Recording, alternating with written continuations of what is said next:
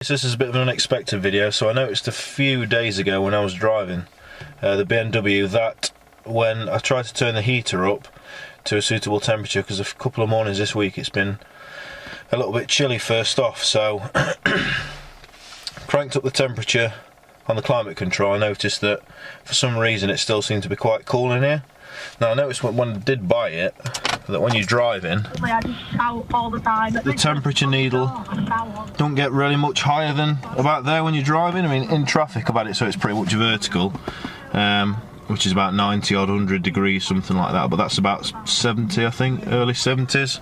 I've noticed that when you're driving that's about as high as it gets, so did a little bit of research and found that it's got two thermostats on it. So it's got an EGR thermostat and there's a main thermostat for the engine. So I've got a replacement EGR one. I'm going to try and change that first because a few people seem to say that they had similar symptoms and that seemed to be the EGR. So we'll try that because it's the easier and the cheaper option for a start, and if that doesn't sort it then we'll have to get a main thermostat and see if we can do that at some point soon. So the weather's starting to turn a little bit now, so anyway we'll start taking it apart and we'll see what's what. Rightio, so I've taken off, get it the right way around, two little 10mm bolts on there. Lift that off. EGR stats in there, that looks very identical to the part that I've got. I'll just grab the replacement one and just double check, and if it is, hopefully I think you either pull it off by there or there, split the hose hopefully, unbolt it, swap it around and then see if we've got a working heater. So I'll just quickly bob this off and then make sure that it's the same as the replacement one that I've got, and then we'll go from there. Rightio, so we managed to get the old one out. What we did run into, that hose to get off of there was a right twat, but the problem is that's actually on there blocking the access to that second bolt, so that's actually got to come off. So I've got that off, but what I've just done is the amateur error of dropping one of those clips right down there onto the under tray somewhere, so I think we might have to jack it up when we've done this to get that other bolt back. So I'll quickly get this bolted on, might run it up to temperature and see then if we've got a heater and see if that's cured the problems. Got the new one swapped in.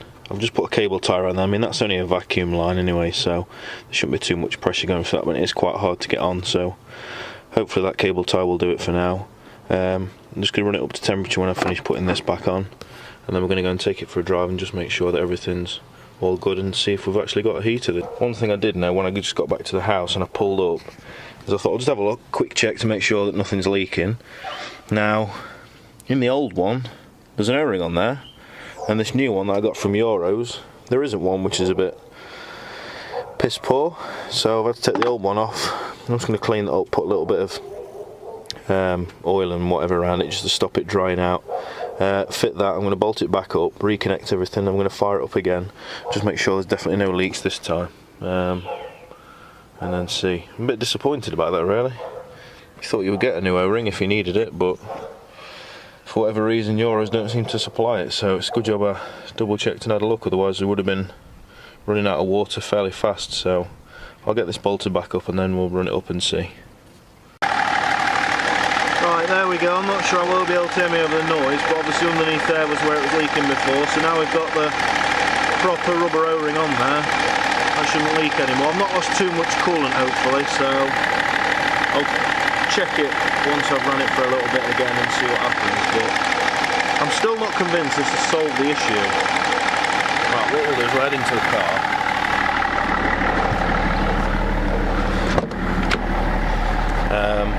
Because I've got my little thermometer somewhere. Yeah, so I'm still not convinced that it solved the problem because I've got a little thermometer here, so if I stick that in there I can see that that's 20, 21. Now I did have that up to 36 by the time I got back, and that's obviously on 32 on there, which is max for temperature. And the gauge I'd got to halfway, but when I was driving it never really got above about that. Well, obviously when I came back and had slowed down a little bit, but when it seems to be, when you're at a constant speed and you're getting up to about 50 or 60 and you're sort of cruising with not a lot of revs on, and with it being an auto, as soon as you take your foot off the accelerator the revs drop down and whatever, it seems to be running at a constant kind of cool temperature. Now that's working its way up. 23. So I'll leave it running for another few more minutes, just while I pack the rest of the stuff away that I've had out. And see what happens to that. Yeah, it's climbing steadily, which is what it should do. It should be 32. It did say 36 on here, but when I put my hand over it, it seems a lot cooler that than other cars I've had before. That's climbing now. It now says 25. Yeah, 25. So it's going up steadily. Right, I've just had a drink and put the other tools and stuff away, and I don't think I'm going to bother today because it's getting on now. It's nearly, what, 6 o'clock and I'm about ready for some dinner, so I'll leave it till tomorrow. I'll take the camera with me tomorrow to work, and then we'll see what happens on the way to work. I've got my tools in the back that I bought home from work, so should we need to stop and do any on-the-road repairs on the way to work, we'll be well covered with regards to tools and stuff. And I've got some water in the boot. I might even chuck a bit of antifreeze that I've got in the boot as well, and then see how we get on in the morning, and then I'll continue this video on from there, I think.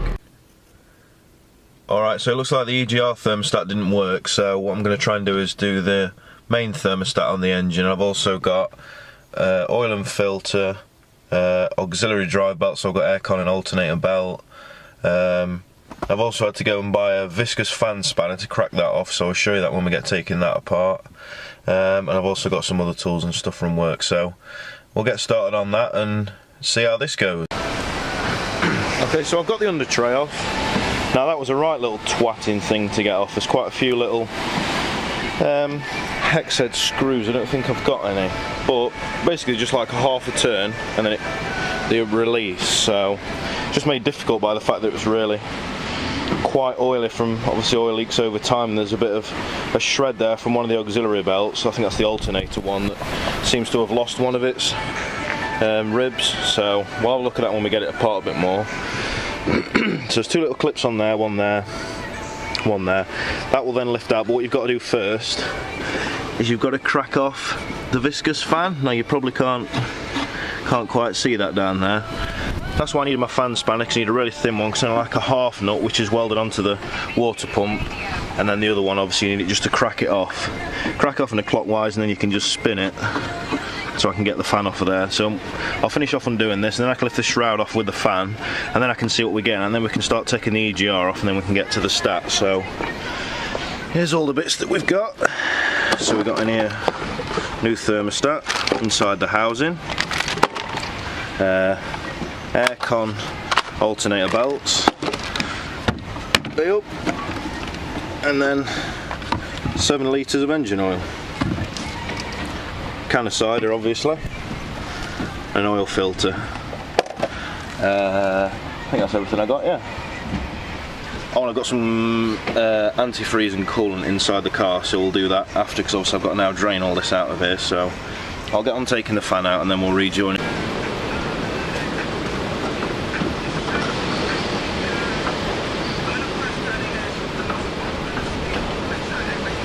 So there's the fan and shroud. It's all a little bit OTT in my opinion, but what do I know? I don't work for BMW, so that's another bit closer anyway. Right. Now I'm going to drain the coolant out, and then we can start having a look to get towards that thermostat. Okay, I've switched to my phone for this a little bit, but what I've just noticed is I can see what I'm videoing. That little Jubilee there, some twats put it on the wrong way around. So hopefully, in my set, I think on my Halford set, I've got the socket for that. There's obviously no way you can get a screwdriver between there and there, is there? So I've cracked the top one off. So that's off of there. Now we just need to undo that bottom one. So I've already undone the bleed screw, which you can't really, I don't know if you can see that. There's a little red screw on there. You just turn that anti-clockwise and then the fluid begins to release nicely, which means you can catch it quite handily in a bucket. And that is a horrible colour. Yeah, there's definitely some oil in there, so I think the oil cooler, heat exchanger pipe, the gasket I think in there has gone, that's what's causing that, so I could do with getting another one of them, so I might have to change this coolant again at some point, but now I know it's fairly easy. I can do that with relative ease, so let's get this pipe off of here and then we'll carry on. Alright then, so I managed to get that out in quite good time. It was a little bit of a struggle, so are just cracked on, ready to get it out. So we'll go through a bit more step by step when I'm putting it back in. Now it looks like, I think, that's actually closed. But I suspect the reason that the heater was getting warm is because this O-ring's all knackered and split, so obviously water's just getting the other side of that, so it's as good as being open, to be honest. So I've got the new part here, that just goes in that way, so it's pretty identical. So we'll start to get this in. I'm just going to grab a quick drink and then we'll start putting all this back together, and I'll show you how, in the reverse of where I took it apart. Rightio, so while I'm here, I thought we'd drain the oil and change the filter as well, because the oil service light came on about a week ago, so I thought it made sense to do all this in one go. So, oil's draining out underneath, so I'm just going to swap this filter over. Yeah, that's definitely ready to be replaced, so we'll get the new one in, get it nipped up, and then get the sump plug back in. There we go, there's the difference between the old one and the new one. So yeah, we're definitely getting ready to be replaced. So in the new one, there's also a new little rubber O-ring, and there's a sump washer in there just behind my finger, so we'll get these blobbed on, and that's another job done while we're at it. Alright, I've not done any videoing for a little while, because what I've done, aircon belts that one, alternator belts that one, so I've replaced those two. There you go, you can see they're new. Now the aircon one, the pulley, tensioner pulley on that was fucking tight, and that's took me ages to crack that off. I managed to get that done. I do wash my hands really. Yeah, managed to get that done. Changed the other one. The belt routing took a bit of figuring out, because like a twat I didn't make a note of how the belt went when I took it off, so putting the new one on was a bit of a fiddle. I had a bit of a Google, but nothing came up, so I said to figure it out myself. Now with a bit of luck I've got it right. Done the sump plug up, I've just done the oil filter housing back up, so I'm going to get the thermostat back in now, the new one. We'll put this in, put all the other bits, the EGR cooler and everything back together what I've had off, fan and cowl in, and then we're going to put some coolant in it and see if we've got a heater and see if I can manage to bleed it.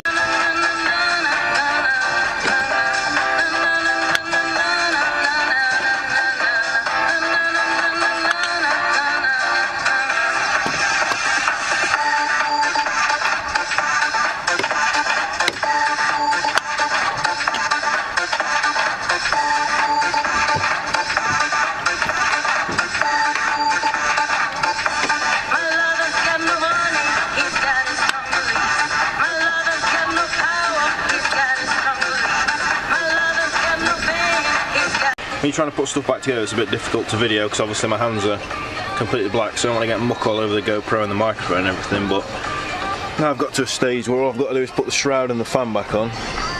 Mrs. just bought me some toast out and a drink. Top job. Right, so all I've got to do now is put the fan and shroud on. So what I've had off today is obviously coolant pipe, taking off most of the EGR assembly that connects onto the exhaust manifold, so all that's come off. EGR stack that we did last time trying to sort the heater problem that didn't fix it. Took that off of there, and then that whole assembly then comes off. Let's get the fan and the shroud back on, top it up with oil and water, and then see what happens.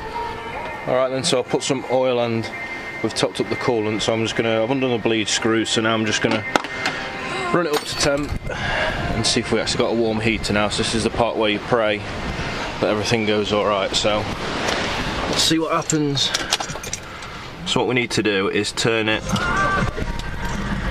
on to the warmest setting, at the coldest speed it says. So we'll turn them both up to 32. Let's leave it on the coldest setting. So that's good, let's see what happens. So I'll keep an eye on the temp and we'll see how it goes. Alright, so I've just been out on a test drive and looks all good to me. So let's just see what's coming out of this vent. So I set it to 29.5. There we go, that's actually saying 36. I did have it on 32 and 32 was unbearable. So there we go, it's still climbing, but that's absolutely perfect. One thing that I did see, let me just try and turn the torch on my phone to show you. So this little scroller, it's a bit difficult to try and show it, there we go. This little scroller was probably like, still on cold there. And when I tried flicking it past to there, it felt like it's kind of a stopper. And if you give it a good push past it, that then turns it to red. Because what I was experiencing was, it's getting nice warm heat onto the windscreen, but the air coming to me was still cold for some reason. I thought, well, that's not right. I thought maybe that perhaps the climate control unit's on its way out or something, or there's a little piece behind it called a hedgehog or something that's popular, I think, on these for going. So I thought perhaps it was that. So then I turned there's a vent in the middle at the back, I turned that on. Yeah, that's still blowing out nice warm air. So I turned that one on and that was blowing hot, and I thought, nah, that's not right. So then I play about with the scroll, and then all of a sudden we got lovely warm air. So touch wood. Gauge is still reading in the middle. I've not had check coolant, I've got no leaks. It was all fine on the about 10-15 minute blast I've just been on. So it's just getting dark now, so I want to put my tools away before it gets too dark. So pretty much that's a wrap. It's a bit difficult to film when you're on the job. You just want to get on with it really, and with having grubby horrible hands I don't want to keep picking up the GoPro every now and again, but hopefully I've covered a little bit of the basics. Anyone else who has this problem perhaps will see what I've done and perhaps copy it. So bleeding, it was nice and easy. You just fill up the coolant until it starts to fill the bottle. Ignition on, 32 degrees, which is the max on the climate, lowest speed, so highest temp, lowest speed. Start the engine. Just crack off the bleed screws. There's one on top of the EGR stat, and then there's one on the top pipe just around the corner from the EGR stat.